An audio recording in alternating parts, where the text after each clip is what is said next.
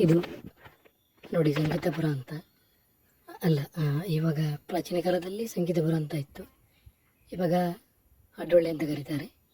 ಹಾಡವಳ್ಳಿ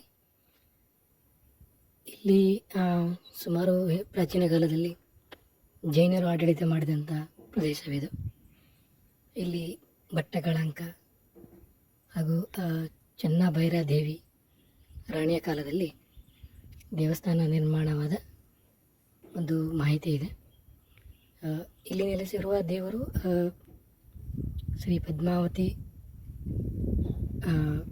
ಗ್ರಾಮ ದೇವತೆ, ಈ ಹಾಡವಳ್ಳಿಯ ಗ್ರಾಮ ದೇವತೆ. ಸಂಗೀತಪುರ ಆರಾಧ್ಯ ದೇವ ಅಂತಲೂ ಕರೀತಾರೆ. ಇಲ್ಲಿ ಮುಂಚೆ ಚೆನ್ನಭೈರಾದೇವಿ ಕಾಲದಲ್ಲಿ ಇಲ್ಲಿ ನೆಲೆಸಿರುವಂಥ ಈ ದೇವರು ಇಲ್ಲಿ ಊರಿನ ಗ್ರಾಮಸ್ಥರು ಎಲ್ಲರೂ ಬಂದು ಇಲ್ಲಿ ಸೇವೆಯನ್ನು ತಗೊತಾರೆ, ಸೇವೆಯನ್ನು ಪಡಿತಾರೆ, ತಾಯಿಯ ಆಶೀರ್ವಾದ ತಗೊತಾರೆ. ಇಲ್ಲಿ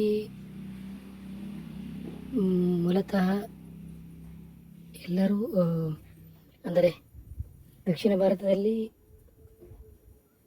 ದಿಗಂಬರರು ಆಡಳಿತ ಆದ ನಂತರ ಹೆಚ್ಚಿನ ಸಂಖ್ಯೆಯಲ್ಲಿ ಇಲ್ಲಿ ಬಂದು ನೆಲೆಸಿ ಜೈನ ಆಡಳಿತವನ್ನು ಪರಿಚಯಿಸಿದ್ದಾರೆ. ಅಪ್ ಟು ಹೊನ್ನಾವರ ತನಕ, ಅಂದರೆ ಭಟ್ಕಳ, ಹೊನ್ನಾವರ ಈ ಕಡೆ ಕೂಡ ವ್ಯಾಪಿಸಿದೆ. ಜೈನರ ಒಂದು ಆಡಳಿತದಲ್ಲಿ ಇಲ್ಲಿ ಮೇಲೆ ಗುಡ್ಡದಲ್ಲಿ ಒಂದು ಚಂದಿರ ಗುಡ್ಡ ಅಂತ ಇದೆ, ಇನ್ನೊಂದು ಇಂದಿರಾ ಗುಡ್ಡ. ಇವೆರಡರ ನಡುವೆ ಇರುವಂಥದ್ದು ಈ ದೇವಸ್ಥಾನ. ತುಂಬ ಚೆನ್ನಾಗಿದೆ, ಬಂದು ಒಮ್ಮೆ ಭೇಟಿಯಾಗಿ.